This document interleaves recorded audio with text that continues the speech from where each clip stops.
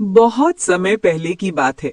एक घना जंगल था जहां हर प्रकार के जीव जंतु रहते थे। उनमें से दो दोस्त बहुत प्रसिद्ध थे, लोमड़ी और सारस। दोनों हर दिन साथ खेलते, बातें करते और जंगल में घूमते रहते। लोमड़ी चालाक थी, जबकि सारस सच्चा और सीधा साधा। दोनों की दोस्ती पूरे जंगल में मशहूर थी। मगर लोमड़ी के दिल में थोड़ा अहंकार था। वह सोचती थी, मैं सबसे ज्यादा चतुर हूं, सबको अपनी चाल से मात दे सकती हूं। लोमड़ी की चाल। एक दिन लोमड़ी ने सोचा, क्यों ना अपने दोस्त सारस की परीक्षा ली जाए। उसने सारस से कहा, दोस्त, कल मेरे घर आओ, मैं तुम्हारे लिए स्वादिष्ट खाना बनाऊंगी। सारस बहुत खुश हुआ। अगले दिन वो लंबी चोंच उठाए फुदकते हुए लोमड़ी के घर पहुंचा। लोमड़ी ने पहले से ही स्वादिष्ट खिचड़ी बनाई थी, मगर बड़ी चौड़ी प्लेट में परोसी थी। खिचड़ी की खुशबू से सारस का मन ललचा उठा, पर जैसे ही उसने अपनी लंबी चोंच प्लेट में डाली, खिचड़ी फैल जाती और चोंच में कुछ ना आता।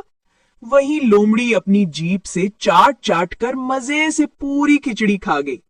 सारस ने शर्माते हुए कहा, दोस्त, खाना तो बहुत स्वादिष्ट था, पर मैं खा नहीं पाया। लोमड़ी मुस्कुराई और बोली, अरे खाना तो सामने था, अब तुम्हारी चोंच लंबी है तो मैं क्या करूं?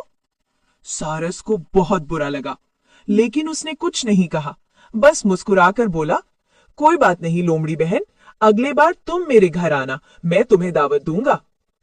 सारस की बुद्धि मानी। अगले दिन लोमड़ी बड़े गर्व से सारस के घर पहुंची। सारस ने भी बहुत स्वादिष्ट सूप बनाया, पर उसे लंबे और पतले मटके में डाला। लोमड़ी ने जैसे ही मुंह डाला, उसका मुंह मटके में अटक गया। वह चाटने की कोशिश करती रही, पर सूप मुंह तक नहीं पहुंचा। दूसरी ओर सारस अपनी लंबी चोंच से मजे से सूप पीता रहा। लोमड़ी को अब अपनी गलती का एहसास हुआ। उसने शर्म से सिर झुका लिया। माफ करना मित्र, मैंने तुम्हारे साथ मजाक किया था, तुमने मुझे मेरी गलती का एहसास करा दिया।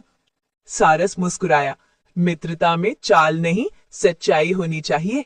दोनों ने एक दूसरे को गले लगाया और फिर कभी एक दूसरे से छल न करने की कसम खाई। कहानी की सीख। जैसा करोगे वैसा भरोगे। दूसरों के साथ छल करने वाला व्यक्ति अंत में खुद अपनी चाल में फंस जाता है।